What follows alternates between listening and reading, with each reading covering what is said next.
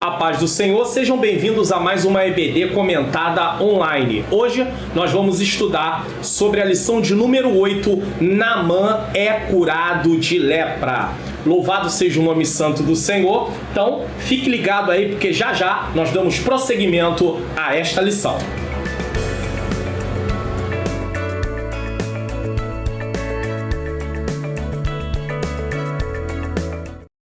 Bom, como eu disse, hoje nós estaremos estudando a lição de número 8 e, antes de mais nada, eu quero pedir a você aí que não esqueça, tá bom? De se inscrever no nosso canal, também de dar um like no vídeo, porque quando você dá um like, você ajuda o nosso canal. Também compartilhar esse vídeo na sua rede social, compartilha essa aula para que outras pessoas possam aprender também, lá no seu Facebook, no status do seu WhatsApp, enfim. E aqui nós estamos para louvar e engrandecer o nome do Senhor e ser edificado. Vamos fazer uma oração para dar início à nossa aula? Senhor nosso Deus e Pai, Pai amado e Pai querido, em nome do Teu Filho amado Jesus Cristo, eu quero te agradecer por esta rica oportunidade de estar aqui para ministrar mais esta aula na EBD comentada online. Que o Senhor possa usar a minha vida como instrumento e também, Senhor, iluminar a mente daqueles que estarão assistindo para que possam compreender a Tua palavra neste momento, em nome de Jesus. Vamos dar prosseguimento à nossa lição com o nosso texto áureo, tá? Fica aí, ó, a dica aí, ó, o like, o compartilhar, o se inscrever e o ativar o sininho das notificações. E me lembrei aqui também de dizer uma coisa para você. Caso você queira se aprofundar mais no estudo da palavra de Deus, eu quero recomendar a você fazer o curso livre de teologia da Faculdade Vitória em Cristo, no qual eu sou aluno desse curso também. Então, faça esse curso, clique aí no link para maiores informações na descrição do vídeo e você poderá ser um aluno do curso livre de teologia da Faculdade Vitória em Cristo. Com certeza vai trazer uma edificação maior para a sua vida, você vai ter um conhecimento e nós adquirimos conhecimento para praticar a palavra de Deus, tá bom? Louvado seja o nome santo do Senhor. Vamos lá, texto áureo. Então desceu e mergulhou no Jordão 7 vezes, conforme a palavra do homem de Deus. E a sua carne tornou como uma carne de um menino e ficou purificado. Segundo Reis, capítulo 5, versículo 14. Verdade prática dessa lição: Deus não opera milagres necessariamente segundo as nossas expectativas. Ele faz da forma e no momento que lhe apraz. Leitura bíblica em classe está em 2 Reis, capítulo 5, versículos de 1 a 10, versículos 14 e 25. Esse texto nós estaremos falando sobre ele no decorrer da lição, tá? Objetivo geral desta lição: revelar que Deus deseja curar e salvar a todos. Objetivos específicos: relatar a busca de Naamã por sua cura, salientar o orgulho e a falta de fé de Naamã e identificar a ambição de Geazi. Introdução. A cura da lepra de Naamã nos revela que os métodos de Deus nem sempre são fáceis de compreender. Naamã, o comandante do exército da Síria, precisou exercitar sua obediência e fé ao mergulhar no Rio Jordão, pois tal ato era demasiadamente humilhante para um homem de sua posição. Então nós vamos estar estudando sobre esta lição. Porém, ao deixar de lado o orgulho e cumprir a rigor o que Eliseu lhe dissera, Naamã alcançou a cura. Naamã precisava entender que a cura jamais viria pela ação humana ou por meios naturais. Ela viria, sim, milagrosamente pela graça e pelo poder de Deus. Nós temos que ter sempre isso em mente, que a cura ela não vem por nenhuma ação humana, mas ela vem pela ação, pelo poder de Deus nesse caso. Naamã, o chefe do exército sírio. É o tópico 1. Subtópico 1, Naamã, um comandante honrado. Segundo Reis, capítulo 5, versículo 1 diz: E Naamã, chefe do exército do rei da Síria, era um grande homem diante do seu senhor e de muito respeito. Então, porque por ele o Senhor dera livramento aos sírios, e era este varão homem valoroso, porém leproso. Então nós temos aqui algumas observações sobre quem era Naamã. Então, em primeiro lugar, quem era Naamã? Chefe do exército do rei da Síria. Como ele é descrito? Como um grande homem que tinha muito respeito por causa dos livramentos que ele concedeu ali aos sírios na frente do exército. E ele era um homem valoroso, mas ele era um homem leproso. Então, apesar de todas as suas qualidades, Naamã era um homem leproso, tá? Naamã era um ministro do alto escalão do governo da Síria, cujo capital era Damasco. A Síria havia atacado Israel várias vezes, estava no momento de paz, mas sempre eles estavam ali em guerra. Naamã era um comandante admirado e respeitado por todos devido a suas muitas vitórias em batalhas, mas era leproso, como já disse, e essa doença afetava a sua integridade e o deixava o quê? Vulnerável, tá? O que era a lepra no tempo bíblico? Era uma doença caracterizada pela brancura, Êxodo 4:6, e por inchações, tumores ou manchas que desfiguram a pele. Os leprosos eram forçados a morar longe das outras pessoas e quando se aproximassem delas deviam gritar: imundo, imundo! Jesus curou leprosos. Tá? Mateus 8:2-4, Lucas 17:11-19. Para as leis cerimoniais às quais Israel deveria obedecer, uma pessoa leprosa estava cerimonialmente impura, por isso que ele gritava imundo também. A lepra muitas vezes estava associada a algum tipo de pecado, nem sempre, mas nem sempre era este o motivo. Parece que apesar de todas essas restrições, a lepra, sendo tão repugnante, pelo menos no caso de Naamã, não era contagiosa, porquanto o rei da Síria se encostava ao braço de Naamã, mesmo quando se achava enfermo, e o mesmo Naamã vivia no seio da família e era acompanhado de seus servos. Então parece que a lepra, no caso de Naamã, não era algo contagioso, porque perto dele estava o rei da Síria, não é a Síria, é Síria, e também a sua família. Uma outra coisa a se notar é que para o povo estrangeiro a lepra ela não o deixava cerimonialmente impuro. Então ele não havia aquela questão de achar que ele era imundo. Eles tinham ele como uma pessoa doente, mas não como uma pessoa cerimonialmente impura, imunda. Para Israel, quem tinha lepra estava cerimonialmente impuro. Ele não tinha condição de participar de várias coisas a nível religioso e nem tampouco do convívio social. 2. A escrava, uma testemunha de Deus. Segundo Reis 5:2-3 diz assim: e saíram tropas da Síria e da terra de Israel, levaram presa uma menina que ficou ao serviço da mulher de Naamã. Então, entre as guerras que foram feitas da Síria para Israel, eles tomaram uma menina e levaram cativa. Presa aqui é cativa. E disse esta a sua senhora: tomara que o meu senhor estivesse diante do profeta que está em Samaria, ele o restauraria da sua lepra. Em uma de suas incursões de guerra contra Israel, Naamã fez uma menina escrava. Segundo Reis 5:2, já li. Esta passou a morar na sua casa e, vendo o sofrimento do seu senhor, sugeriu à esposa de Naamã que fosse falar com o profeta Eliseu, segundo Reis 5:3. A escrava se tornou uma agente de Deus na casa de Naamã, ainda que na condição de serva.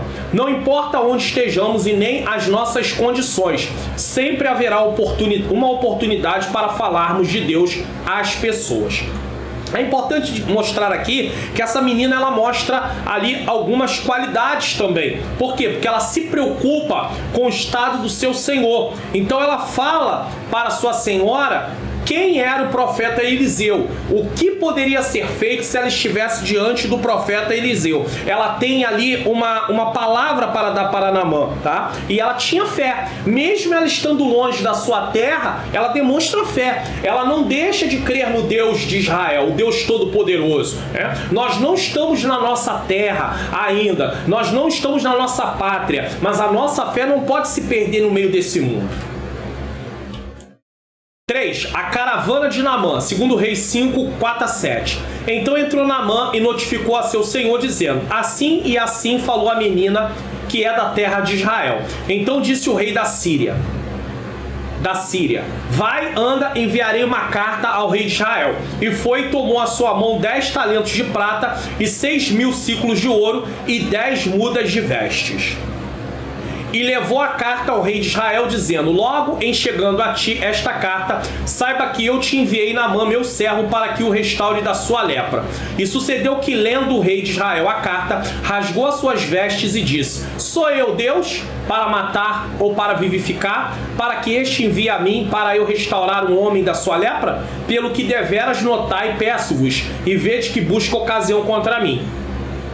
Naamã acreditou na palavra da escrava e foi até o seu rei, a fim de lhe contar o que ela lhe dissera. O rei sírio preparou uma carta ao rei de Israel, recomendando a cura do seu comandante, bem como enviou o presente, segundo Reis capítulo 5:5.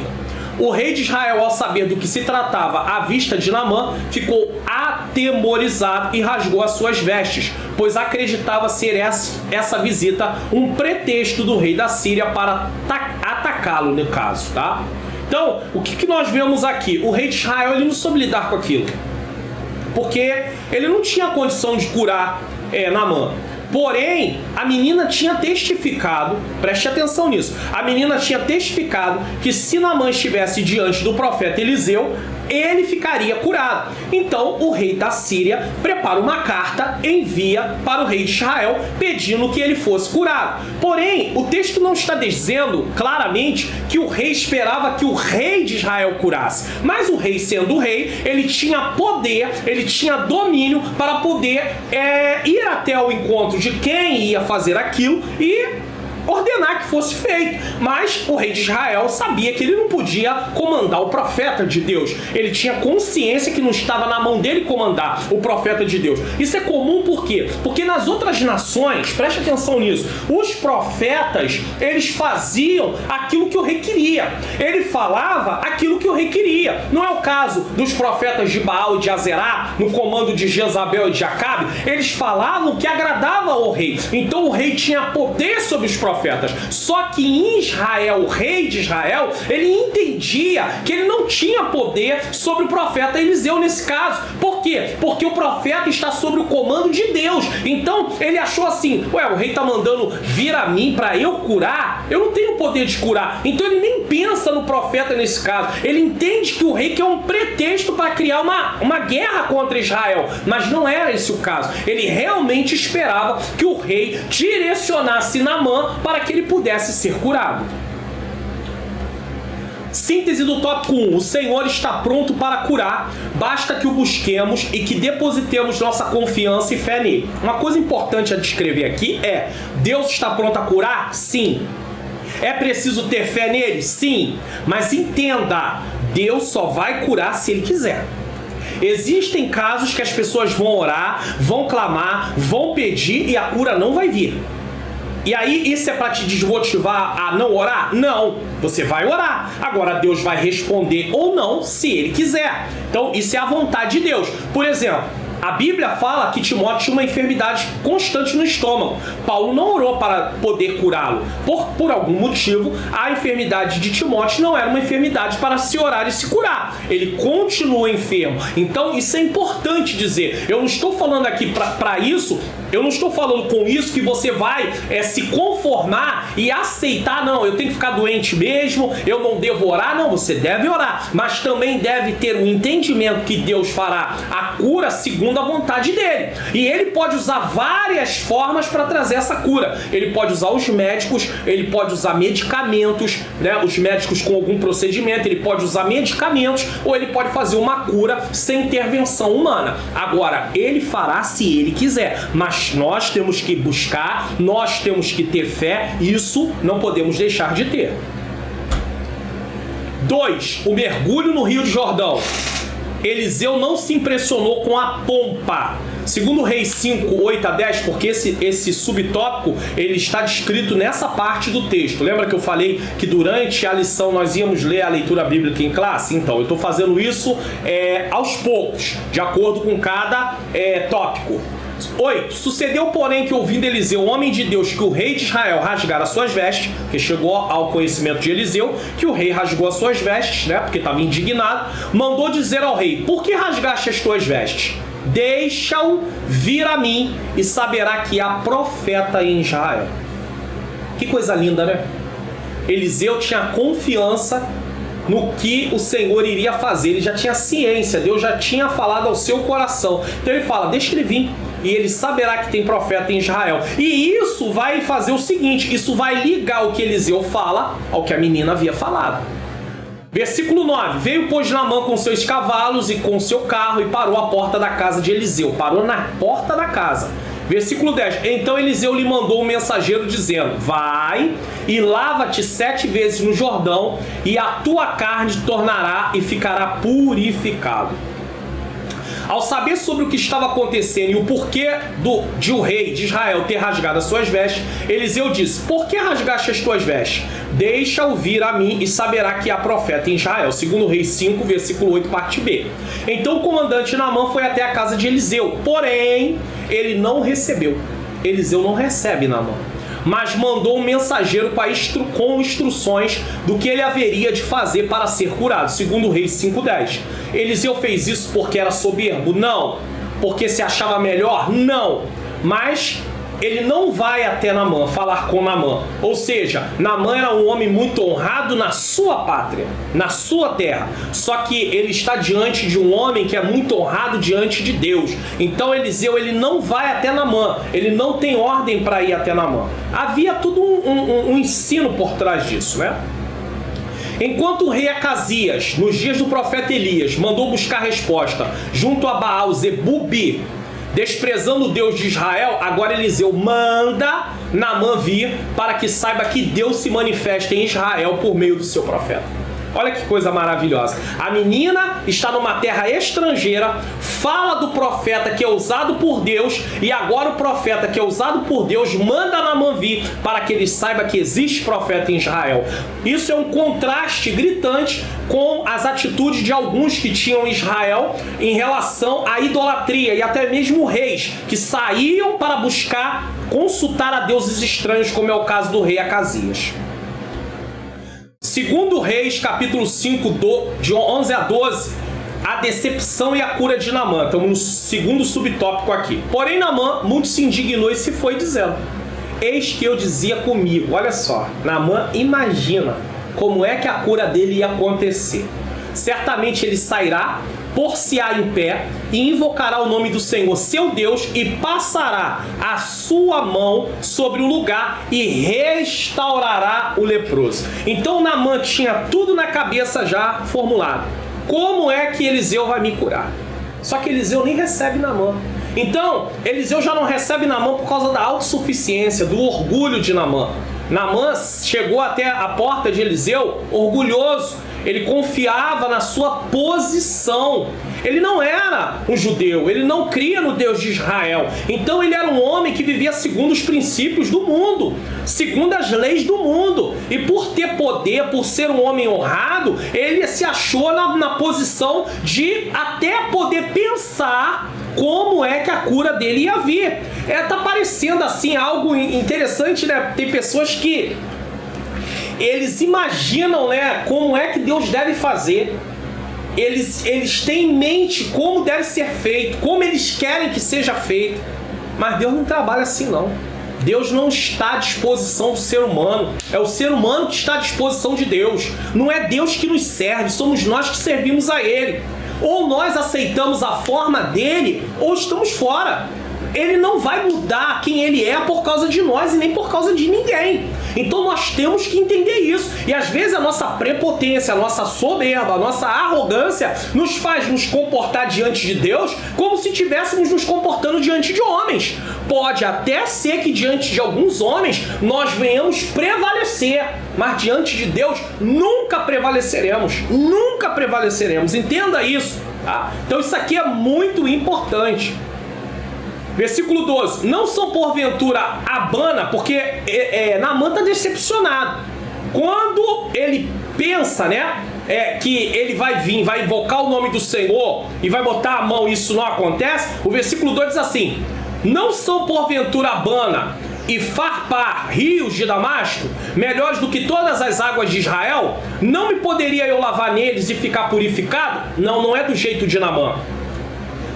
Naamã não pode inventar a forma de Deus operar. Naamã, eu não posso inventar a forma de cultuar a Deus. A forma de cultuar a Deus já está estabelecida.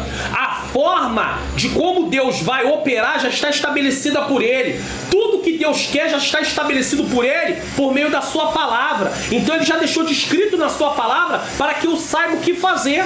Mas não, Naamã, ele quer controlar a forma de Deus operar. Então ele pergunta, mas os rios Abana e Farpá, ou Fafá, não são rios de Damasco melhores do que toda a água de Israel? Mas a questão da cura não viria por causa da qualidade da água dos rios?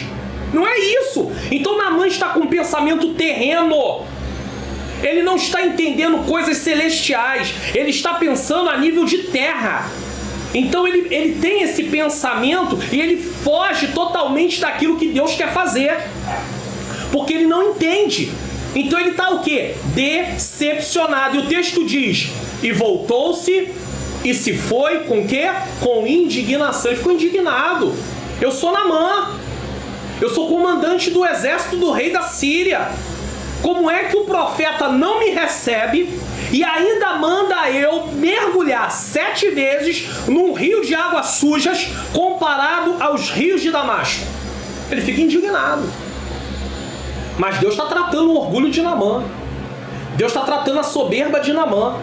E isso acaba sendo até um contraste para o próprio povo de Israel, que se mostrava muitas das vezes orgulhoso, soberbo, e precisava reconhecer Deus, certo? O comandante sírio esperava que o profeta recebesse com honras e que lhe tocasse com as mãos. Mas a ordem foi de mergulhar 7 vezes no Rio Jordão. A decepção de Naamã foi evidente, como já foi lido. Foi preciso a intervenção de seus empregados para que a ordem fosse cumprida. E se Naamã não tem bons conselheiros ao lado dele? E se Naamã tem conselheiros igual o rei Roboão, que nós já estudamos? Não, teu pai colocou uma carga pesada, coloca uma carga muito mais pesada. Mas não, Naamã não tem maus conselheiros. Apesar dele ser um homem que não era judeu e não servia ao Deus de Israel, e os conselheiros também não, mas os conselheiros eram sensatos. Eles sabiam o que estavam falando. Isso quer dizer o quê? Existem pessoas que podem até não servir a Deus, que podem ter conselhos sensatos. Mas isso não quer dizer que você vai se guiar por conselhos de pessoas que não têm Deus o tempo todo. Mas pode acontecer uma hora de você receber um conselho sensato. Não quer dizer que porque ele não é cristão ou não está usando a Bíblia, que aquele conselho não é válido. Às vezes ele está dando um conselho que está dentro de um padrão bíblico, de um princípio bíblico. Vou usar um exemplo aqui. Digamos que uma pessoa se formou em eletricidade, para trabalhar com eletricidade. É um técnico em eletricidade. E aí ele começa a trabalhar. E ele, o encarregado dele, a pessoa responsável, chega para ele e fala para ele assim, olha só, você tem que ter cuidado com a eletricidade não é brincadeira, você tem que saber que a eletricidade mata, então você precisa ter cuidado. E esse técnico que é formado, ele é um cristão. Aí ele vai olhar pro encarregado e pensar, eu não vou ouvir esse conselho. Primeiro que isso não tem base, não está na Bíblia. Segundo que ele não é cristão. Então eu não quero saber desse conselho, eu vou ficar com o que eu aprendi lá no curso. Tudo bem, mas o encarregado está reforçando algo importante. Agora vamos ver uma coisa, o encarregado pode até nem ser cristão, mas o que ele falou está muito ligado à questão de prudência e de vigilância.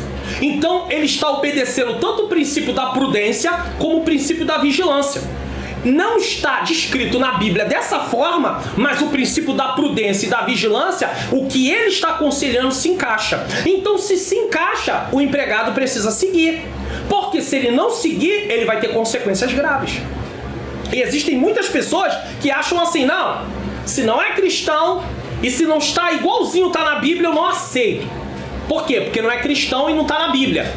Ei, pode as palavras não estarem na Bíblia daquela forma, mas às vezes o conselho está pautado em princípios bíblicos, mesmo a pessoa não sendo cristã. Então nós precisamos ter cuidado. Eles aqui não serviam a Deus, mas deram um bom conselho, porque eles orientaram o seu senhor Naamã. Senhor, se o profeta pedisse uma coisa difícil, tu não faria? Quanto mais descer e mergulhar 7 vezes no Rio Jordão, certo? Contrariado, o comandante mergulhou 7 vezes no Rio Jordão. Ele estava contrariado, mas ele obedeceu. E sua pele ficou como a de uma criança. Ele estava purificado da sua lepra. Aqui, eu olho que se dependesse da fé, de uma fé viva, para Naamã ser curado, ele com certeza não seria curado, porque ele desce contrariado, aborrecido. Mas ele obedece. Ele faz contrariado, mas ele faz. Então, naquele momento, ele se humilha. E a humilhação dele e a obediência dele não está vindo diretamente por causa da fé em Deus, no sentido de crer que Deus é o Todo-Poderoso, de servir a Deus. Mas como ele precisa muito de ser curado, ele acaba cedendo e ele obedece e ele desce. Humildemente ele se humilha. O descer aqui não foi o descer dentro da água em si, mas a questão de aceitar fazer o que o profeta havia dito que ele teria que fazer. Então, isso aqui é uma coisa muito interessante, tá? Que nós precisamos ver. Segundo Reis, capítulo 5, versículo 13 a 14, diz assim: então chegaram-se a ele os seus servos e falaram e disseram: meu pai, se o profeta te disser alguma coisa, porventura não a faria? Alguma coisa grande? Quanto mais dizendo-te, lava-te e ficarás purificado. E então desceu e mergulhou no rio Jordão 7 vezes, conforme a palavra do homem de Deus, e a sua carne tornou-a e a sua carne tornou como a carne de um menino, e ficou purificado. Naamã esperava honras, mas desconhecia que o profeta Eliseu estava acima dele, pois representava o próprio Deus. Isso aqui é importante dizer. Existe um contraste entre o profeta Eliseu e o comandante Naamã.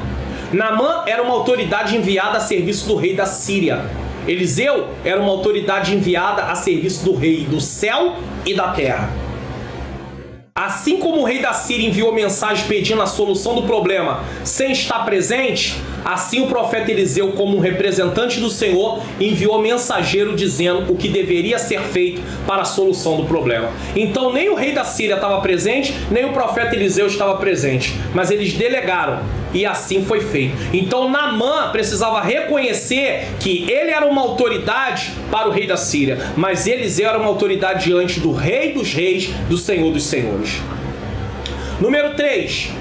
Deus ainda opera milagres e não misticismo. Esse tópico aqui é um tópico que vai confrontar algumas atitudes que têm sido, algumas decisões, algumas coisas que têm sido realizadas na obra de Deus, que acaba se perdendo de fato como deveria ser feito. Então, o comentarista, ele vai fazer um comentário aqui interessante. Vamos lá. O número 7 que Eliseu usou representa a perfeição de Deus na simbologia hebraica. Entretanto, o episódio de 2 Reis 5 é o único que relata o uso desse número pelo profeta.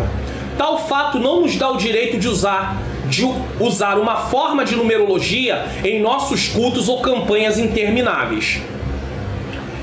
O que eu e você precisamos saber é que o modo operante de Deus na Bíblia nem sempre vai ser repetido na própria Bíblia ou no nosso dia a dia.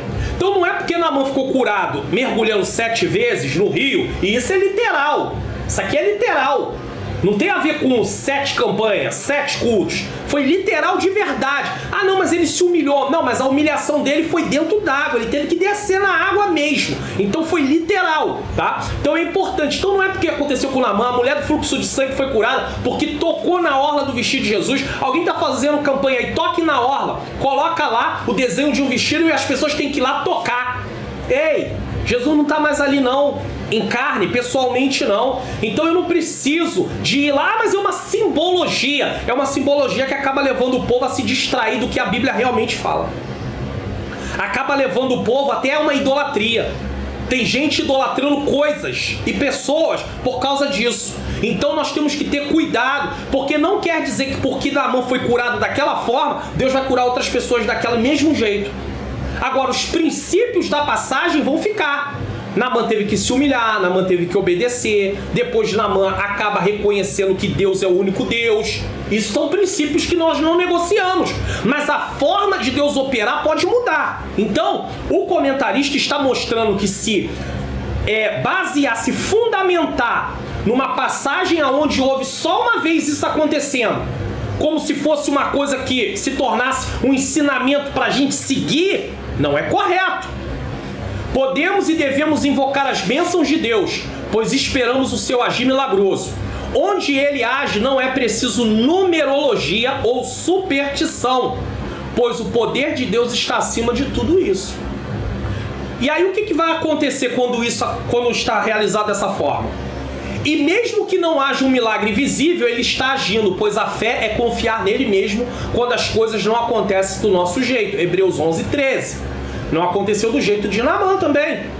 Não por acaso Jesus disse que muitos leprosos haviam em Israel no tempo do profeta Eliseu, e nenhum deles foi purificado, senão Naamã, o Ciro. Tá? Vamos lá. Jesus faz aqui um contraste do que foi falado aí em Lucas 4:27, entre a incredulidade de seus ouvintes e a fé de um estrangeiro que reconheceu quem é o Senhor.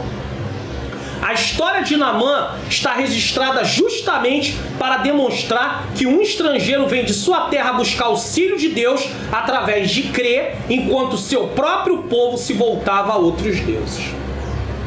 Então o povo de Israel, quando tinha necessidade, buscava outros deuses. Naamã tem uma necessidade, aconselhado por aquela menina que foi boca de Deus ali naquela terra para que o nome do Senhor fosse engrandecido. Naamã vai até Israel, o Senhor usa o profeta, ele obedece, ele se humilha e ele agora sai dali curado.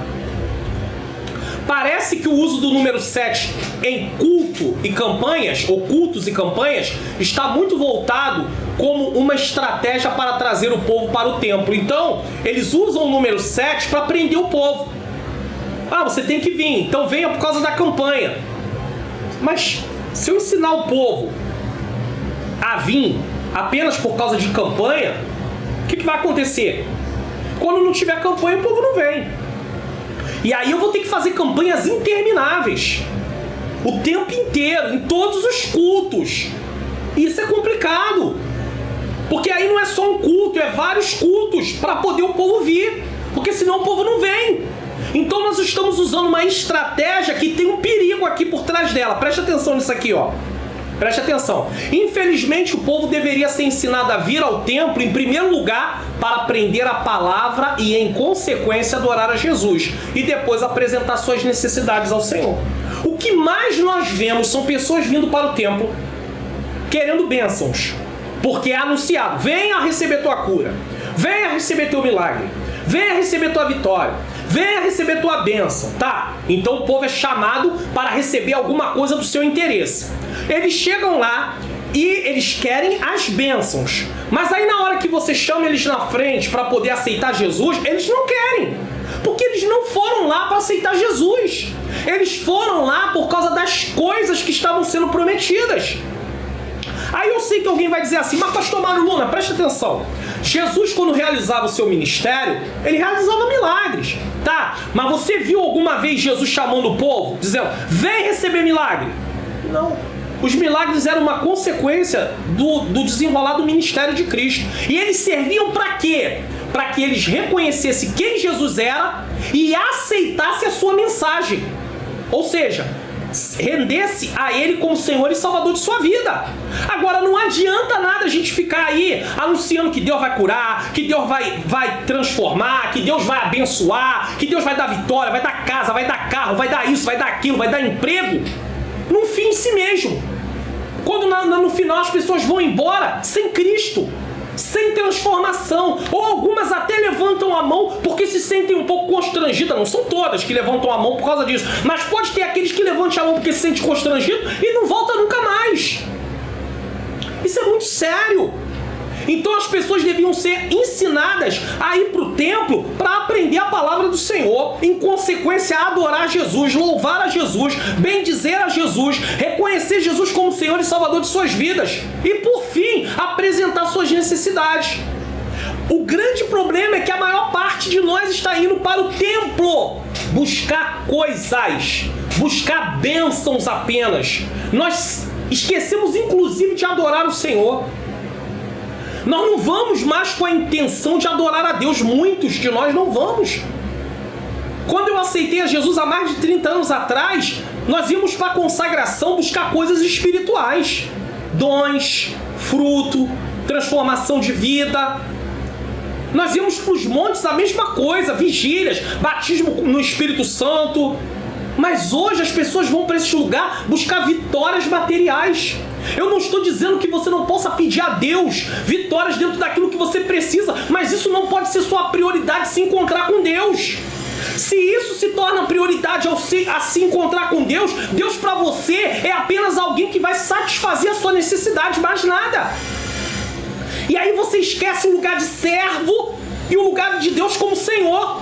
Você vê Ele como alguém que está ali para te servir, para poder te dar o que você quer, uma barganha. Lembra o que Satanás disse para Deus em relação a Jó? Ah, tu também cercaste ele de bens, tu dá tudo para ele. Tô usando aqui uma linguagem, né? Eu tô usando aqui uma versão aqui minha, né? Só nas minhas palavras. Mas é isso que o texto está dizendo. Tu cercaste ele de bens, tu protege ele. Em outras palavras, sabe o que Satanás estava dizendo para Deus? Jó te serve porque tu dá bênção para ele é um interesseiro. E tu só tem Jó como servo porque tu suborna ele. Porque se tu tirar o que ele tem, ele não te adora.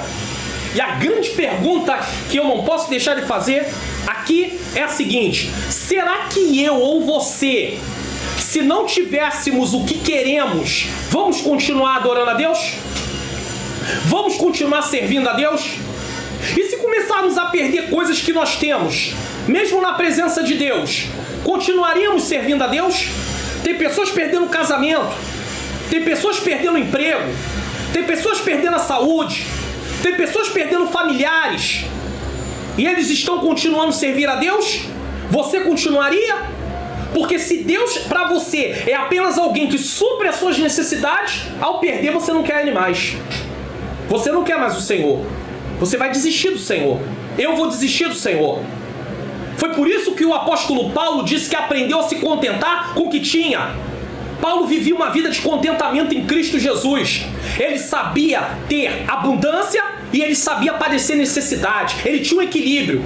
No momento da necessidade, o apóstolo Paulo está louvando, está adorando, está servindo, está fazendo a vontade de Deus. No momento da abundância, ele está louvando, que era pouca. Paulo passou por poucos momentos de abundância, mas no momento da abundância, ele estava louvando, adorando, bendizendo. Ele não estava ali soberbo. Tem gente que se recebe as coisas, acha que é melhor do que os outros. Então nós temos que ter muito cuidado se estamos servindo a Deus por quem Ele é ou pelo que Ele pode fazer na nossa vida. Se não somos alguém com interesse, se não somos um interesseiro, se não estamos nos comportando como alguém interesseiro. Então, usar essa estratégia em campanhas na igreja para trazer as pessoas é algo perigoso, porque elas podem não querer Jesus nunca. E aí, perde-se o propósito daquilo que realmente é evangelho. Porque os sinais são para poder chamar a atenção das pessoas, as curas, os milagres de quem Jesus é, e aí reconhecer Ele como Senhor e Salvador da sua vida. Mas se nós não tivermos esse objetivo, semana após semana, meses após meses, anos após anos, as pessoas vão entrar apenas quando estão precisando. E vai dizer para mim, você que é dirigente de trabalho, você que é pastor, você que trabalha na escola bíblica dominical, você que é um cristão do dia a dia, vai dizer para mim que você nunca viu gente que só vai pro trabalho para receber a bênção, depois que recebe vai embora. Vai dizer para mim que você nunca viu isso na sua caminhada evangélica. Quantas pessoas fazem isso? Por quê? Porque elas foram atrás de Cristo por interesse. Mas elas estão perdendo a maior bênção que elas poderiam ter, que é a comunhão com Cristo e caminhar na presença dele até receber vida eterna, até chegar o momento da vida eterna. Não por conquistar com suas obras, mas pela obra que Jesus conquistou e dando fruto para provar que realmente reconhece Jesus como Senhor. Porque a prova de sermos um cristão de verdade é as obras que nos acompanham depois de aceitar Jesus. Quer saber se você é cristão de verdade? Cadê a transformação de vida? Onde está? Então as pessoas fazem campanhas. Cadê que alguém quer fazer campanha da santidade? Campanha para ser batizado com o Espírito Santo. É difícil. Tem quem faça? Tem. Mas é muito difícil. Por quê? Porque isso não chama ninguém para culto. Isso não chama ninguém para templo. Ninguém quer fazer campanha para santidade, campanha para poder ter batismo com o Espírito Santo, campanha para ter comunhão, união entre os irmãos, unidade, melhor dizendo, entre os irmãos. Unidade. Tá ali, sem poder se separar. Porque união, eu posso pegar várias batatas, tem uma união de batatas. Mas quando eu faço um purê de batata, aí eu tenho uma unidade. Separa as batatas que eu quero ver. Um corpo não pode ser separado, porque se você tirar a mão do corpo, ela não é mais parte do corpo. Ela não vai fazer mais parte do corpo, ela vai estar ali e, se não for colocada no lugar, se der para poder fazer uma cirurgia e colocar no lugar, o que vai acontecer? Vai ser jogada fora. União é vários limões ou várias laranjas. O suco da laranja, o suco dos limões, aí sim é uma unidade. União é várias azeitonas. Unidade é o azeite que é tirado da azeitona. Tem várias coisas que eu poderia dar como ilustração aqui. Então, nós precisamos parar e pensar. Por que quer fazer campanha? Por que não faz campanha de santidade? Campanha de busca do batismo no Espírito Santo. Campanha de busca de dons espirituais. Campanha para coisas espirituais, para transformação de vida. Por que não faz? É um caso a se pensar. Então, na verdade, a ideia é trazer as pessoas para o templo e fazer com que elas voltem através de ver Deus operar. Mas não estamos preocupados com a transformação da vida das pessoas. Isso é muito triste. Ao criarmos estratégias como essas, tentamos fazer a agenda de Deus. Já viu isso? Venha que hoje Deus vai curar. E se Deus não quiser curar hoje? Ele pode não querer. Ele não recebe ordem de homens. Não vou curar nada. Acabou. Ponto final. Vai clamar. Aí é onde que você vai ver gente inventando milagre, gente inventando cura, gente inventando operações, manifestações espirituais. Venha porque hoje Deus vai revelar. Você pode garantir isso? Vai revelar por quê? Você manda em Deus? É você que faz acontecer? É você que manda a chuva? Então tem umas coisas absurdas. Tá? Não podemos fazer agenda de Deus. Se você bota um culto de cura na segunda, e se Deus quiser curar no sábado? Na tua igreja tem culto sábado. Aí se Deus quer curar no sábado? Não, mas o dia de culto eu oro só para cura na segunda. Para sábado já é outra temática. É esse que tá o problema. Porque aí nós agendamos para Deus algo que Ele não agendou. E aí vai ter problema. Então a gente acaba trazendo sérias coisas para dentro da casa, para a obra de Deus. Porque se eu tento marcar a agenda para Deus, eu estou impossibilitando dele trabalhar dentro do que ele quer trabalhar. Então, estamos tentando fazer a agenda de Deus e engessamos a sua forma de operar. Porque nós queremos dizer para Deus como ele tem que fazer, como Naamã. Eu pensava que o profeta sairia, botaria a mão no lugar e ficaria limpo. Não é assim não. Ele opera de várias maneiras e pode não repetir a mesma forma relatada nos acontecimentos bíblicos, mas exige os princípios contidos nele para todos nós. Como eu disse, obediência, fé, humilhação. Que você tem que procurar dentro da passagem os princípios, que são as lições que nós temos que seguir. Agora, mergulhar 7 vezes não é um princípio. Então eu não posso usar isso de forma figurada e colocar isso em vários lugares. 7 cultos, 7 campanhas, 7 isso, 7 aquilo. Achando que só porque eu estou usando o número 7 vai dar validade e Deus vai operar. Deus não vai operar só por causa que eu usei o número 7, tá? Isso aí é um misticismo. É o que o comentarista da lição está dizendo aí, e é isso mesmo.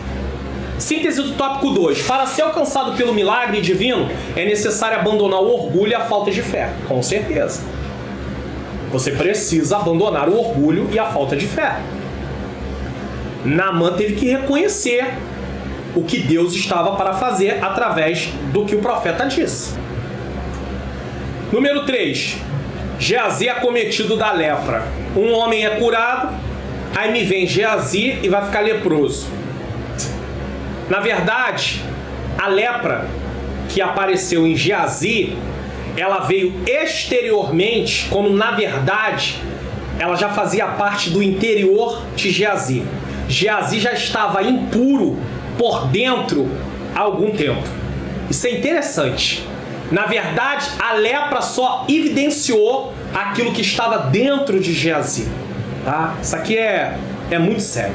Segundo Reis, capítulo 5, 15 a 16, diz assim: Então voltou ao homem de Deus, ele e toda a sua comitiva, e veio, e pôs-se diante dele e disse: Eis que tenho conhecido que em toda a terra não há Deus senão Israel. Naamã faz uma declaração: não existe outro Deus a não ser em Israel. Agora, pois, te peço que tome uma bênção do meu servo, do teu servo.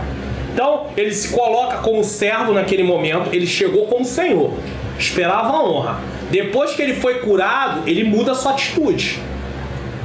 Ele olha assim, tem gente que é curada e continua arrogante. Ele não.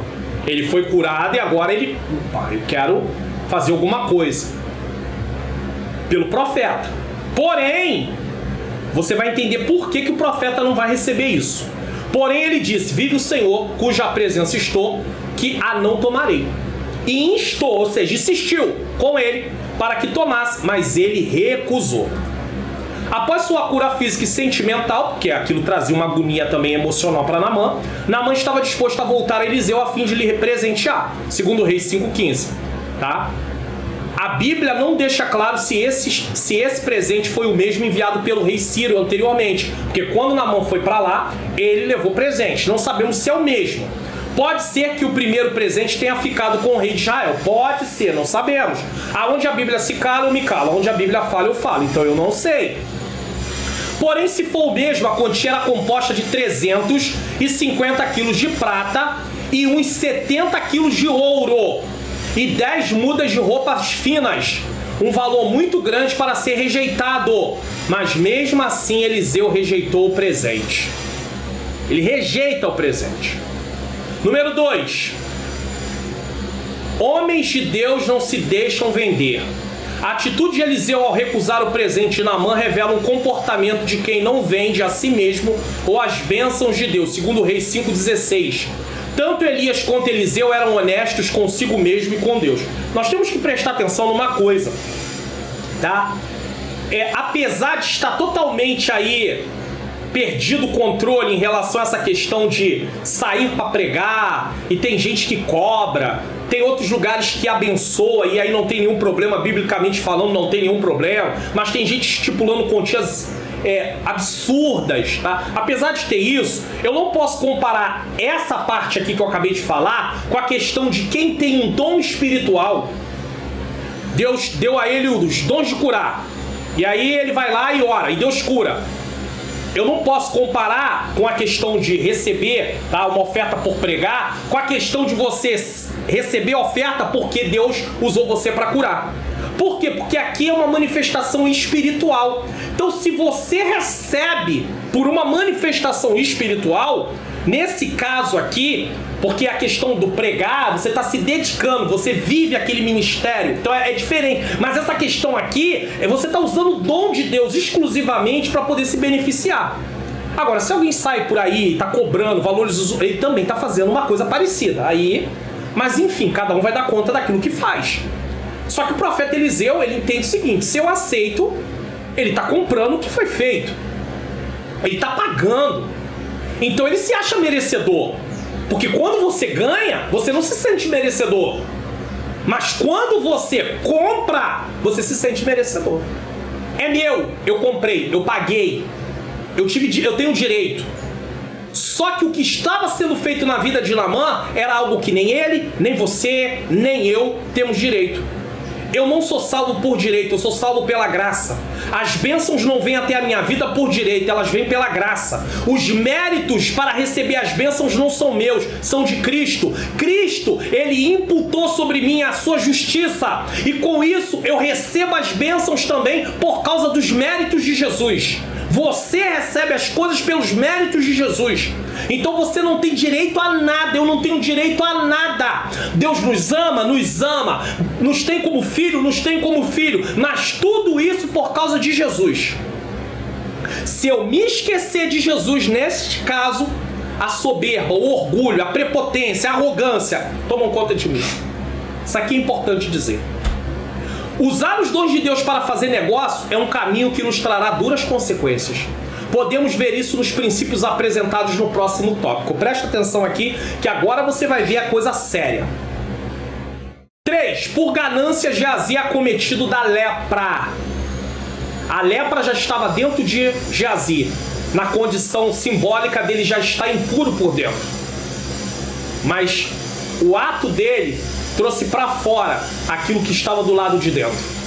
Depois de visitar Eliseu, Naamã partiu para a Síria. Quando Naamã iniciava sua viagem, Geazi, cheio de ganância em seu coração, foi até ele e, mentindo, se apoderou dos presentes oferecidos a Eliseu. Então vamos ver isso aqui? Tal atitude nos revela o caráter distorcido de Geazi. Você nunca vai conhecer uma pessoa apenas à primeira vista. Existem muitas pessoas que adoram julgar as outras à primeira vista. Olham assim e já tem um pré-julgamento da pessoa. Errado. Você não conhece ninguém só de ver pela primeira vez, ou de estar vendo assim, mas sem ter ali um relacionamento. O caráter só se revela no dia a dia, na convivência diária. Você não consegue saber quem é quem se você não conviver com a pessoa. É por isso que tem muita gente aí com problemas, tanto na obra de Deus, com obreiros, com pessoas na obra de Deus, porque vem, é usado por Deus, Deus usa, Deus usa na profecia, usa na revelação, vem pra cá, fica do meu lado, vai estar do meu lado, vai ser o meu segundo, vai ser minha terceira, vai ser meu primeiro, vai ser isso, vai ser aquilo, tá? Vai ser o primeiro, enfim. E aí tem problema. Porque não conhece o caráter da pessoa, não convive com ela. Convive com ela. A mesma coisa no casamento. Tem gente escolhendo pessoas por vista. E aí o que acontece? Julga pela aparência. E aí quando casa tem sérios problemas, porque no dia a dia o caráter se revela. Caráter não se revela na primeira vista. Caráter se revela na convivência. É por isso que o tempo de namoro e noivado é importantíssimo dentro de um casamento. Porque você vai conhecer quem é a pessoa que você vai se casar. E outra coisa, eu não tô nem falando de tempo, no sentido assim, tem gente que fala assim, eu fiquei noivo 4 anos. Entre namoro e noivado nós levamos 4 anos. Mas se viam quantas vezes na semana? No mês? Se viam uma vez por mês. Convivência horrível. Uma vez por mês, 2 horinhas. Que convivência é essa? Você não vai conhecer uma pessoa em 2 horas. Em cada encontro. Por que você não vai conhecer? Encontros muito longos. Por que você não vai conhecer? Porque você não convive com ela. Ela pode se mascarar de uma tal forma que você vai se enganar perfeitamente. Agora, o dia a dia, aí é outra coisa. E de preferência, conviver com ela em lugares diferentes. Uma hora você tá com ela na casa dos pais, outra hora ela tá com você na sua casa dos seus pais. Aí as coisas são bem diferentes. O comportamento, ele acaba sendo tendente a se manifestar. A mesma coisa. Não é errado não. Chegou alguém na igreja, é obreiro da casa do Senhor, se precisar passar por um momento de experiência, de ser observado, seja observado. Não tem nenhum problema em relação a isso não. Por quê? Porque você tem que conhecer quem é. Mas ele tem excelente referência. Tá bom. Mas e com você? Você pode abonar essas referências também? Aí tem um monte de líder reclamando. Porque o obreiro tá dando problema. Porque isso, porque aquilo. Foi você que aceitou. Ou foi você que levantou esse obreiro dentro da sua igreja. Porque não convivia com ele, não sabe quem ele é. Não fez uma investigação dentro da família, da esposa, perguntar quem ele é, se ele tem condição de ser um obreiro. Aí vai e aceita, vai lá. E aí depois tem problemas. Então o caráter de Geazi estava oculto. Sabe quando ele se manifesta? Quando ele está diante de uma oportunidade. Você vai ver algo interessante. Quer descobrir quem é uma pessoa? Se você der poder para ela, isso não está na Bíblia, mas é uma coisa que vai acontecer. Ela vai se manifestar ou da forma boa ou da forma ruim. Geazi viu uma oportunidade aqui de tirar proveito. Visando bem material, ele mentiu ao comandante Ciro, traiu Eliseu e desonrou a Deus. Por isso, o jovem foi acometido de lepra e saiu diante do profeta branco como a neve. Segundo Reis 5:27. Vamos lá. A ganância de Geazi era o resultado de um homem dominado pela cobiça. Ela é o desejo de se possuir alguma coisa que não se tem direito. Ele não tinha direito daquilo. O próprio profeta achou que não tinha direito de receber aquilo. Aquilo era uma dádiva de Deus, que Deus deu a Naamã através do profeta. Então o profeta Eliseu disse: eu não quero seu presente. A cobiça é tão grave que os 10 mandamentos encerram-se justamente com uma forte prevenção contra este pecado que, sem dúvida alguma, constitui-se na raiz de todos os males. Tudo começa pela cobiça. Começou lá no Jardim do Éden. A cobiça é o pecado que dá origem a todos os outros pecados. Observando o relato bíblico a seguir, poderemos ver quantas coisas Geazi fez dominado pela cobiça. Preste atenção. 2 Reis 5, 20 a 27. Então, esse então é depois de algo. Depois que Naamã vai embora, Geazi, moço de Eliseu, homem de Deus. Quem é o homem de Deus aqui? Tá frisando muito bem. É Geazi? Não, é Eliseu. Geazi não está se comportando como um homem de Deus. Geazi, moço de Eliseu, homem de Deus. Não diz que Geazi era homem de Deus, sim Eliseu. Disse: eis que meu senhor impediu a este Ciro Naamã que da sua mão se desse alguma coisa do que trazia. Olha o pensamento de Geazi. Ele ficou indignado em Eliseu ter recusado o presente de Naamã. Quem era Eliseu diante de Geazi? Seu líder. Geazi estava a serviço de Eliseu. Ele estava ali como um aprendiz. Ele estava ali como um filho dos profetas. Como Eliseu foi de Elias.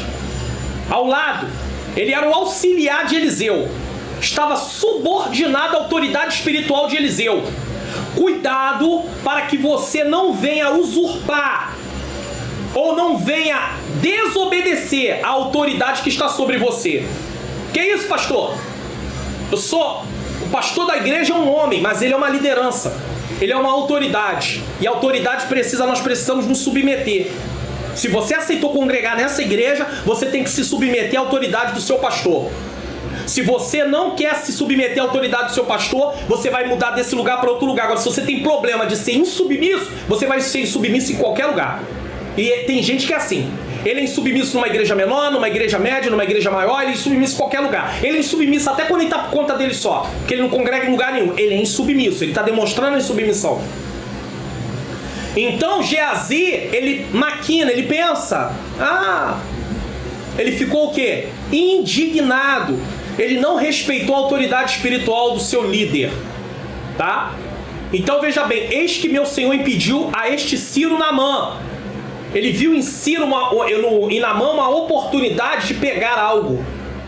Que da sua mão se desse alguma coisa do que trazia. Porém, tão certo como vive o Senhor, ele usa o nome do Senhor como se fosse... É como se Geazi estivesse dizendo assim, olha só, não é certo que Eliseu fez, mas em nome do Senhor eu vou fazer algo, porque o que Eliseu fez não é certo. Então ele desobedece aquilo que Eliseu tinha feito.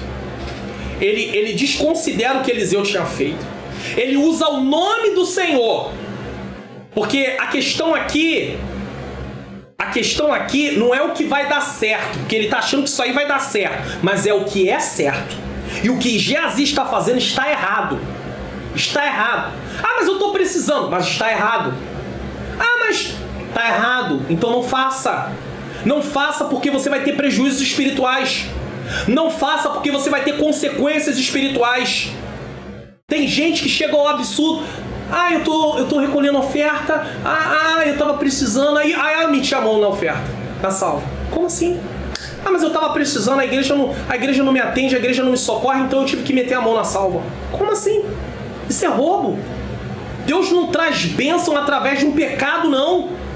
Se você procura a bênção de Deus através de cometer um pecado, saiba que está errado. É isso que Geazi está fazendo. Ele está procurando uma bênção através de cometer um pecado usando o nome de Deus ainda por cima, envolvendo o nome do Senhor. Você acha que Deus vai se deixar escarnecer? De maneira nenhuma. Tudo que o homem plantar, ele vai ceifar.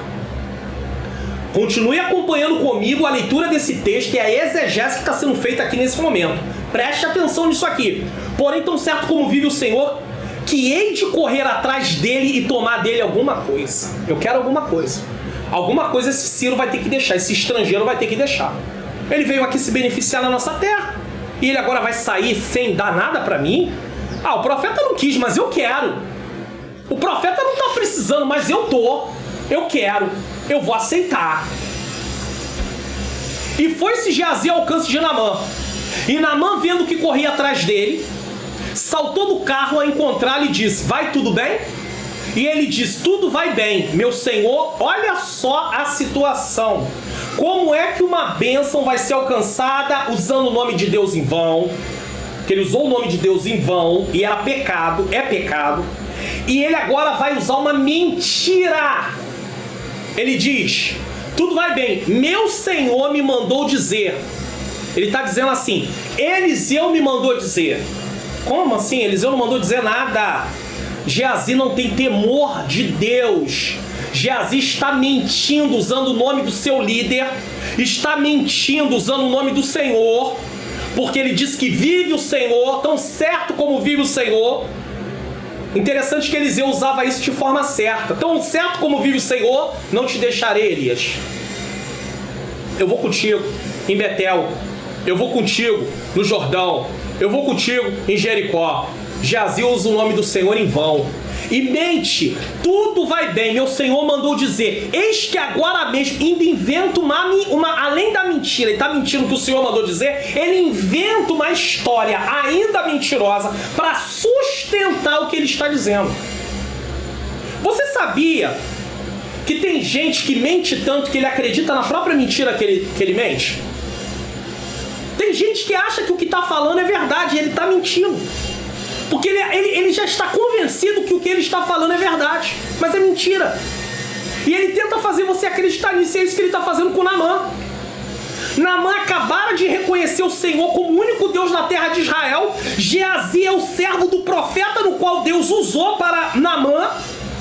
E agora esse servo está dando um péssimo testemunho. Um péssimo testemunho. Colocando em perigo tudo aquilo que foi realizado para Naamã reconhecer que em Israel havia o verdadeiro Deus. Porque como é que pode haver um verdadeiro Deus se tem alguém que serve a esse Deus desta maneira? E não é isso que acontece nos dias de hoje?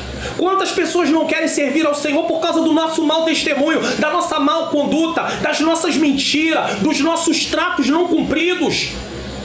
Estamos brincando de ser crente. Estamos brincando na casa do Senhor. E por que não abandonamos a presença de Deus como há 30 anos atrás era muito comum fazer? Quando começava a fazer alguma coisa errada, tinha vontade de fazer alguma coisa errada, a pessoa saía logo da presença de Deus. Estava certo? Claro que não. Mas hoje as pessoas não querem sair fazendo errado, sabe por quê? Porque estão tirando proveito. Estão se beneficiando de alguma coisa. Então eles não saem. Eles estão fazendo errado e continuam ali. Por quê? Porque tem benefícios. Mas você acha que Deus vai deixar isso ficar assim? Não vai. Talvez você diga: parece que não está acontecendo nada. Parece que não vai dar em nada. Parece. Só parece. O acerto de contas vai vir. Para Geazi veio em vida ainda. Mas tem pessoas que vai vir só para outra vida. Ou seja, ele vai partir pensando que está indo para a glória e ele vai estar partindo para a perdição. Pastor, o senhor está profetizando isso? É claro que não. Mas é isso que a Bíblia vai dizer. Jesus disse: apartai de mim, malditos, apartai de mim todo aquele que pratica iniquidade. Certo? E aí ele continua: eis que agora mesmo vieram a mim, tá? Tudo vai bem, meu Senhor mandou dizer: eis que agora mesmo vieram a mim 2 jovens. Ele é criativo na mentira, né? Olha que mentira. Dos filhos dos profetas, da montanha de Efraim, dai-lhes, pois, um talento de prata e 2 mudas de veste. Dai-lhe, pois, um talento de prata e 2 mudas de veste. Tá? Para os jovens lá, eles precisam de 2 mudas, me dá um talento de prata, mais ou menos 35 quilos de prata. Versículo 23. E disse Naamã: ser servido tomar 2 talentos, então leva 70 quilos de prata, e instou com ele e amarrou 2 talentos de prata em 2 sacos com 2 mudas de veste, e pô-las sobre 2 dos seus moços, os quais os levaram diante dele. Ele ainda levou gente com ele para poder ir buscar isso. Tá aqui. E pô-las sobre 2 dos seus moços, os quais o levaram diante dele. E chegando ele à altura, tomou das suas mãos e depositou na casa. e despediu aqueles homens e foram-se. Ou seja, eu acredito aqui que o texto está dizendo que Naamã deu a Geazi ali 2 homens e depois eles voltaram. Não eram moços de Geazi propriamente dito.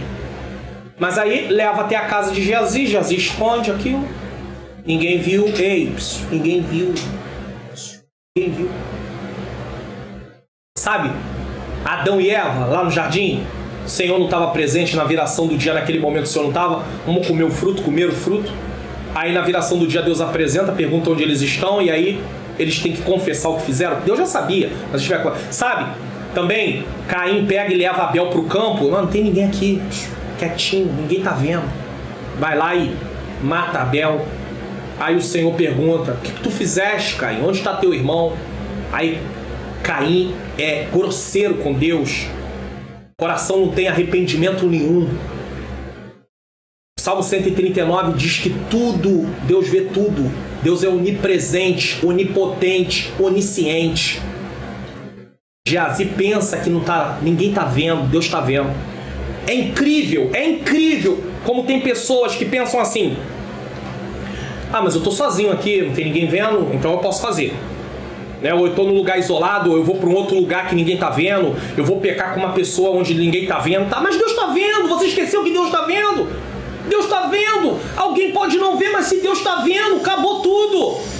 Não tem como escapar, não tem como escapar. Temos que entender isso. Não há como escapar.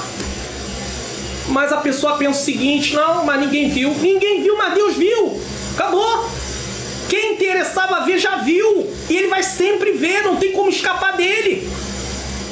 25. Então ele entrou e pôs-se diante do seu senhor, como se nada tivesse acontecido. Geazi: não, nada aconteceu. E disse-lhe Eliseu: de onde vens, Geazi?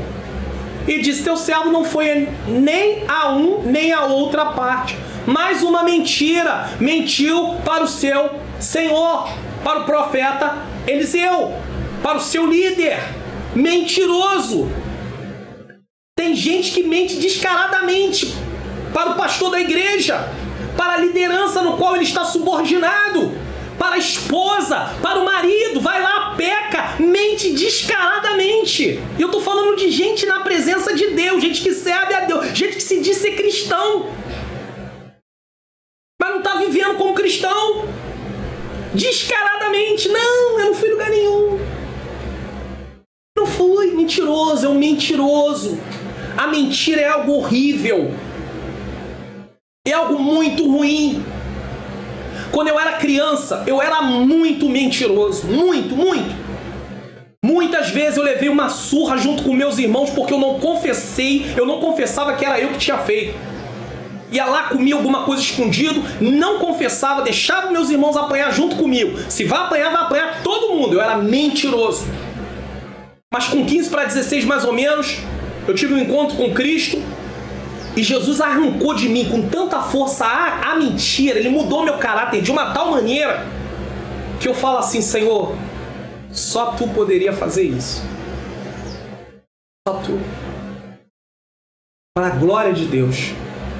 Ao ponto de, se eu tiver que pensar em mentir, aquilo me traz um incômodo de uma tal maneira que eu sei, eu não posso fazer isso.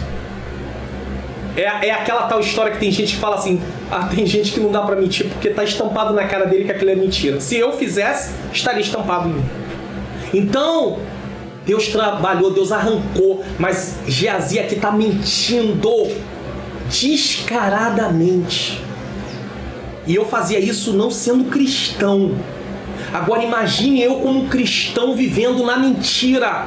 Mentira é pecado tão quanto adultério. Cuidado, você pensa que só vai pro inferno quem está adulterando na presença de Deus. Vai pro inferno quem está mentindo, quem está levantando falso testemunho, quem está fazendo fofoca, quem está levantando calúnia, mexerico, ira, contenda, inveja, cobiça. Tudo isso é pecado diante de Deus. Porém, versículo 26, ele lhe diz, quem diz? Eliseu: porventura não foi contigo o meu coração, quando aquele homem voltou de sobre o seu carro a encontrar-te?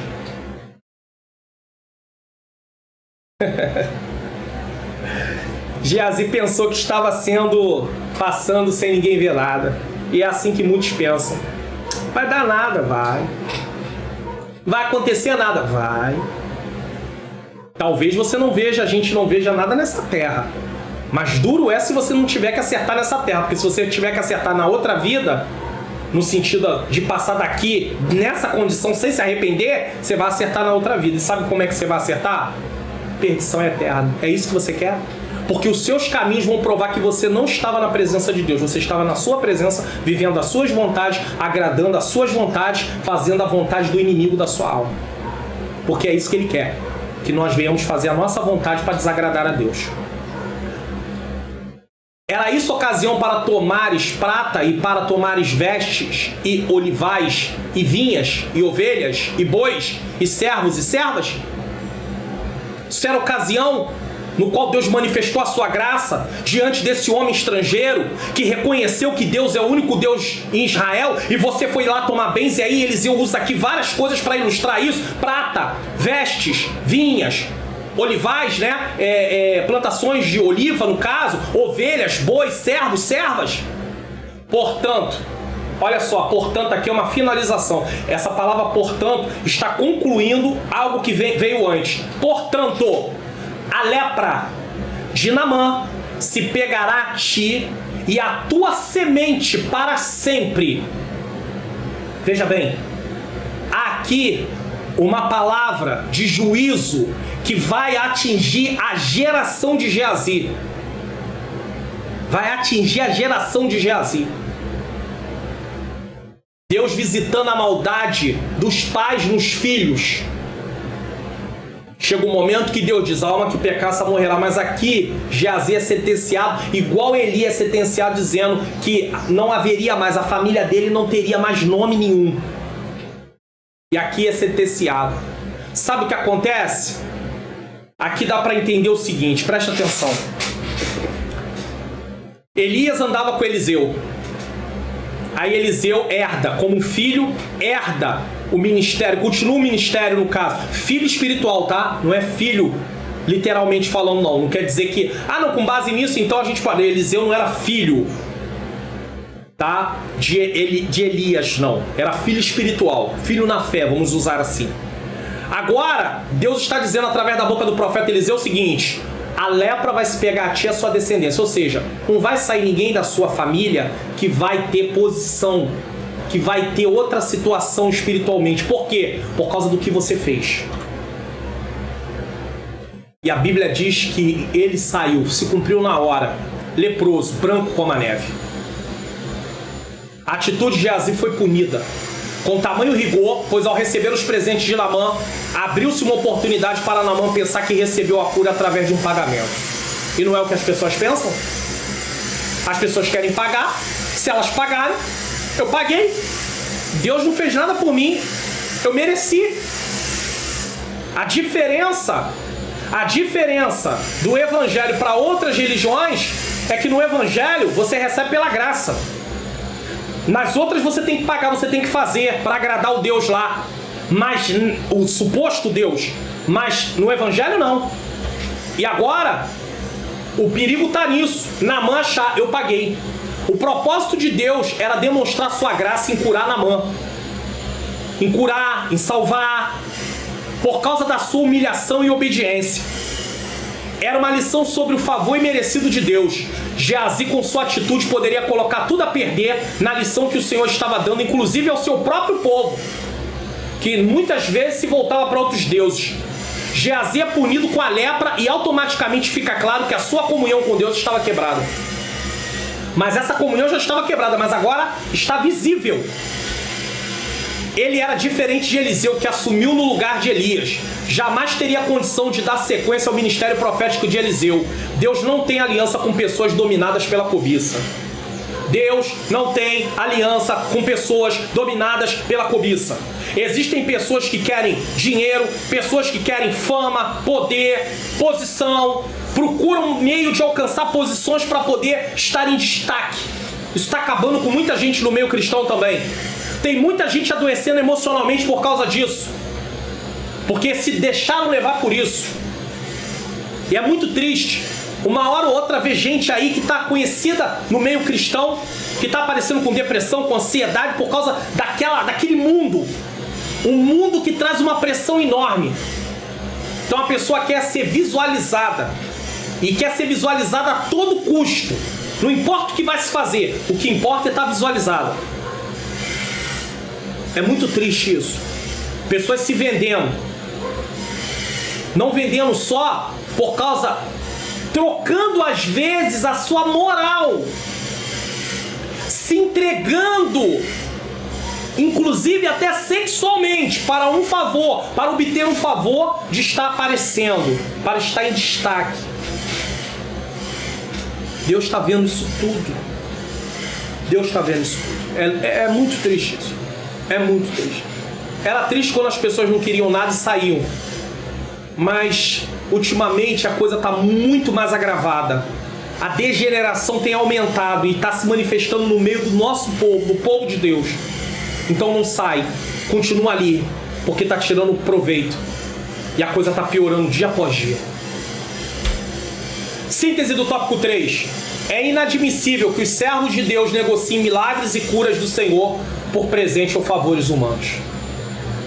É inadmissível. Eles vão prestar conta disso. Se Eliseu tomou a posição que tomou, tinha um motivo. Tudo é pela graça. Ele não poderia deixar o nome do Senhor ser escandalizado. Geazi foi punido por Deus diretamente através do que Eliseu disse, porque ele estava desconsiderado, ele teve temor de Deus nenhum. Ele estava trazendo escândalo. Pastor, mas tem muita gente trazendo escândalo no dia de hoje, parece que nada está acontecendo. Já te falei, Deus é longânimo. A palavra longanimidade é uma paciência, mas não é só paciência, é uma paciência estendida. Pega um elástico, ele é desse tamanho. Vamos dizer que isso aqui é a paciência, é o tempo daqui até aqui. Presta atenção nessa ilustração. Daqui até aqui é o tempo de paciência de Deus. Deus tem tido paciência. Só que a longanimidade funciona como um elástico. Ela tem esse tamanho, mas aí ela se estica. E vai se esticando. Isso é longanimidade. É uma paciência estendida. É uma paciência esticada. Mas ela tem limite. Que Deus tenha misericórdia de mim e de você e de todos nós, para que não venhamos entrar pelo caminho de Geazi e achar que porque nada está acontecendo podemos continuar fazendo, porque chegará o momento do acerto de contas. Chegará o momento do acerto de contas. Conclusão: a cura de Naamã nos mostra que Deus está disposto a perdoar e salvar a todos, independente da posição social ou nacionalidade. Aqui já era um prenúncio da salvação dos gentios, como os ninivitas, como Raabe, tá? Tudo isso era um prenúncio, tá? Dos gentios, tá? E apesar de muitas vezes não compreendermos o Senhor, o Senhor opera maravilhas de formas diferenciadas. Ele pode operar da forma que Ele quiser. Por isso não podemos marcar dia para Ele operar, nem a forma como Ele vai operar, porque isso tudo é um erro. Conclusão: Naamã, a princípio, não havia entendido o caminho para a cura, mas assim que recebeu, reconheceu o Senhor como único e verdadeiro Deus. Aprendemos lições preciosas hoje, que elas possam ficar gravadas na tábua do nosso coração. Que nós venhamos entender que não podemos mudar a forma de Deus operar, marcar a hora de Deus operar. Não podemos ser tomados pela ganância, que é resultado da cobiça. Que venhamos também entender que se alguma coisa que estamos fazendo parece que está passando desapercebido, não está passando. Deus está vendo tudo. Deus vê tudo. Que venhamos nos consertar e nos retratar enquanto temos tempo. Caso contrário, pode ser tarde demais. Se você está pecando, se você tem cometido pecados que têm maculado inclusive a sua vida cristã, atingindo inclusive a questão da igreja do Senhor, você precisa procurar o seu pastor, fazer um gabinete com ele e conversar com o seu pastor, para que você possa receber a devida disciplina, que é bíblico, poder estar ali, se arrepender. Porque se você continuar vivendo nessa situação, Você pode acabar com um fim trágico. Isso não é uma ameaça minha. É o que a palavra de Deus está nos ensinando. Não viva uma vida no pecado achando que vai passar, vai ficar por isso mesmo, porque não vai ficar. Não negocie os dons de Deus. Não negocie as coisas de Deus. Não negocie, não faça isso. Não faça isso. A igreja abençoar é uma coisa. Você saquear o povo de Deus, saquear a igreja de Deus é outra coisa. Você cobrar para poder orar para Deus curar, você cobrar por uma revelação, cobrar por uma visão, isso não tem base bíblica nenhuma. Saia disso, abandone isso, largue isso. E você que pensa em pagar para ter revelação, ter visão, ter profecia, receber uma cura, entendeu? Ah, eu vou pagar porque ele vai orar e Deus vai curar. Não faça isso. Deus não cobra para fazer isso. É de graça. É dom gratuito. Se ele quiser curar, ele vai curar. Quem cobra para fazer é o inimigo. O Senhor não cobra. É de graça. Mas ele faz quando ele quer, da forma que ele quer. Louvado seja o nome santo do Senhor. Bom, a próxima lição é a lição 9, o reinado de Joás. Então nós temos a lição 9, que é a próxima lição. Quero pedir mais uma vez a você, gentilmente, por favor, para você dar um like nesse vídeo. Compartilhe lá na sua rede social, não custa nada. Clica lá embaixo no botão compartilhar, envia lá para sua rede social. Se inscreva no canal e ative o sininho das notificações. Eu quero louvar a Deus por essa oportunidade dessa aula. E eu quero fazer uma lembrança. Tem um link aqui na descrição. Se você deseja aprender um pouco mais, estudar a palavra de Deus um pouco mais a fundo, faça o curso livre de teologia da Faculdade Vitória em Cristo, no qual eu sou aluno. Tenho certeza que você vai aprender, vai trazer um crescimento, um conhecimento bíblico para você, vai te ajudar muito. Clica aí no link, se inscreva, seja aluno. Pastor Mário Luna, eu moro fora do Rio de Janeiro, não tem problema, você pode fazer as aulas online, todas elas são com vídeo. Você pode assistir a hora que você puder, a hora que você quiser. Só não deixe para ficar acumulando, senão você vai ter mais material para estudar ao mesmo tempo. Às vezes o dia está corrido, pode acontecer isso, tá bom? Vamos fazer uma oração? Ore pela minha vida, eu preciso muito. Eu preciso muito, com a minha esposa, minha menina princesa, Ângela Manhãs Luna. Ore por nós e que o Senhor continue nos dando força e graça. Senhor Deus e Pai, eu quero te agradecer por esta aula, Pai. Eu quero te agradecer por essa oportunidade de ministrar essa aula. Que o Senhor venha aplicar as verdades aqui ensinadas. Que nós possamos saber, Pai, que o Senhor ainda continua operando milagres, que o Senhor salva vidas, mas que o Senhor espera fé, obediência, humildade. Também, Senhor, não nos deixa nos vendermos, não deixa que a cobiça venha tomar conta de nós, não deixa que nós venhamos, Senhor, ser, Pai querido, levados pela mentira, guiados pela mentira.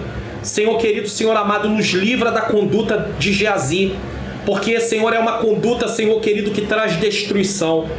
Não deixa que nós venhamos pensar que estamos saindo bem, porque nada está acontecendo quando estamos fazendo coisas erradas, porque mais cedo ou mais tarde haverá acerto de contas. Tenha misericórdia de nós, Senhor. Tenha misericórdia daqueles que estão pecando e acham, Pai, que isso não tem nada a ver. Estão com a sua mente cauterizada, Pai. Mas que o Senhor possa reverter essa situação. Ajuda-nos, Senhor querido, a ser servos realmente fiéis ao Senhor, a usar os dons, a usar, Pai querido, Pai amado, o que Tu nos deu, da forma que o Senhor nos deu, não visando, Senhor, lucro, não visando, Senhor querido, tirar proveito, mas que tudo seja feito para a honra e glória do Teu nome. É o que eu te peço e já te agradeço, em nome de Jesus. Que o Senhor Jesus abençoe a sua casa, abençoe a sua família e até a próxima lição da EBD comentada online. Amém.